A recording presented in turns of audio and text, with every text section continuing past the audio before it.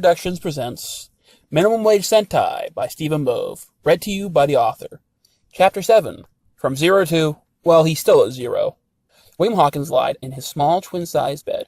It had actually used to be a bunk bed, but it had been separated by the local thrift store to try to make more money.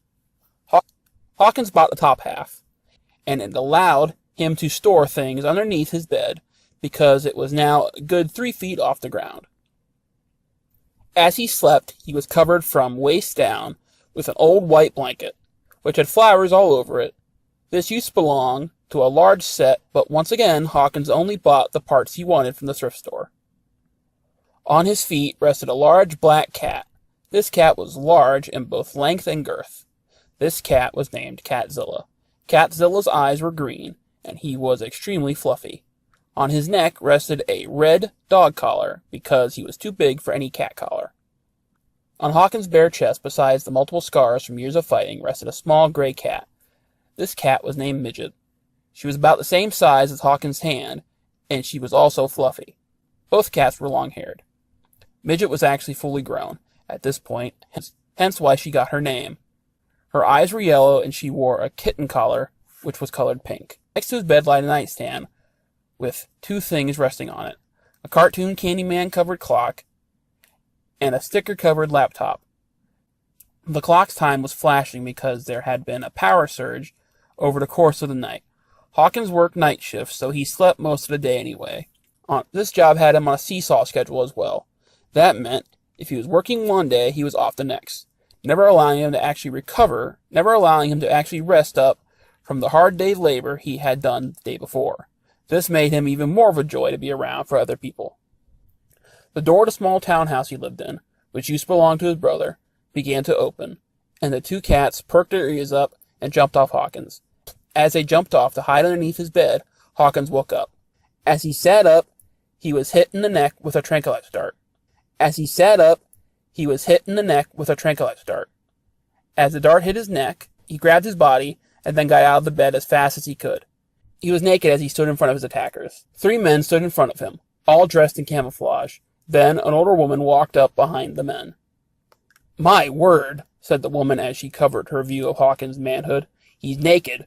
Take a picture, it will last." And before he could finish his statement, Hawkins passed out and collapsed like a ton of bricks. As he lied on the floor, Catzilla and Midget meowed at him. "Take him, grab him some clothes," said the woman, who was also dressed. "Take him and grab him some clothes," said the woman, who was also dressed in camouflage. "Make sure his cats are taken care of. Food, water, litter box." "Seriously?" asked one of the men. "Do you want him to wake up and find out you let his cats starve or out of his house?" she asked as she looked at the men. "After all, the man's killed people before because he was told to, and you've seen what happened to them. Imagine what he'd do if he wanted to do it." And she went to leave the room, and she looked down under the bed and saw the 2 cats. "Cute," she said before leaving the room. "I'll get the clothes and carry him downstairs," said one of the men. "You 2 figure out who's feeding and who's doing the box." "I'll feed," said the smaller man. "You bastard," said the third. "Too late, I called it," said the second. "Some crack commando," said the first. "Fighting over who has to play with cat shit." And he picked Hawkins up off the ground with one arm and placed him on his shoulders. From the way they were covered, you couldn't tell the race of any of the soldiers. But where the men wore masks, the female in charge did not. She had silver hair, blue eyes, and wore light pink lipstick. They all wore the same uniform, but she had more bars than the men did. The man who carried Hawkins was close to 7 foot tall and very muscular. The other 2 were between 5 and 6 feet and had average muscles. After they had taken care of their assignment, they left the house and closed the door, making sure the 2 cats would not escape to the outside. "He has an alarm," said the woman as she hit the button on Hawkins' cell phone. She had found it charging in the kitchen next to the microwave and a pizza oven. Hawkins only ate microwave dinners and store-made pizza. He couldn't cook. As she hit the button, the house's alarm system was activated.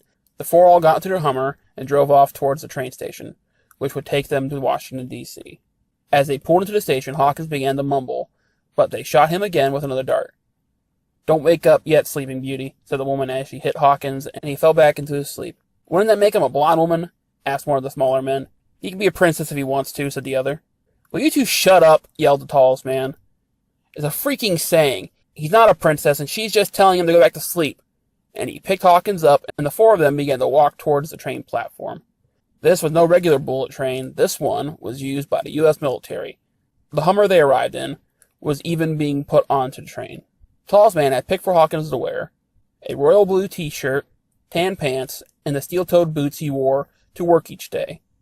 He just grabbed the first pair of socks and underwear he saw in Hawkins' basket where he kept them. He had a dresser, but all the drawers were filled with old movies on physical formats, like DVD and Blu-ray. He had his clothes in a laundry basket, which sat on top of the dresser. When Hawkins finally woke up, and was allowed to wake up, he found himself in a medical bay in the Pentagon. "Where am I?" he asked as he held his head as he sat up. "You're at the Pentagon," said the doctor as she looked at the machines that were attached to Hawkins, showing her the condition of his body. "I've been shanghaied, haven't I?" he asked as he looked around and saw no one else in the room. "Yep," replied the doctor as she took a tablet out and began to type on it. She was between 5 and 4 feet tall, fair skin with red hair. She wore green frame glasses on her face and purple scrubs on her body. "Damn," said Hawkins as he lied back down. "I'm still hungover," he said as he covered his eyes. "That could be the drug they shot you with," replied the doctor. "No, I drank half my body weight last night," replied Hawkins with a laugh. "So it comes down to this," said Zordan as he and Puppy walked into the medical room. "This world's last hope. A drunk," he continued. "I'm a social drinker, you schmuck," Hawkins replied. "Besides, I was celebrating. Did you hear? I'm dead." And Hawkins raised his hand and gave Zordan the finger. "I told you, if I ever saw you again, I'd kill you, Zordan," continued Hawkins as he looked over at the alien who had now entered the room. "What's your problem, boy?" asked Zordan. "Still complaining about the cards you were dealt in life? I made the logical choice when I grabbed you all those times. The needs of the world was greater than your own.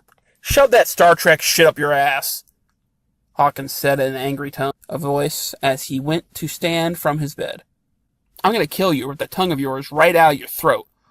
Hawkins' eyes looked as if they belonged to a crazy person. "That's your greatest fear, isn't it? Having one of your little fighters turning against you?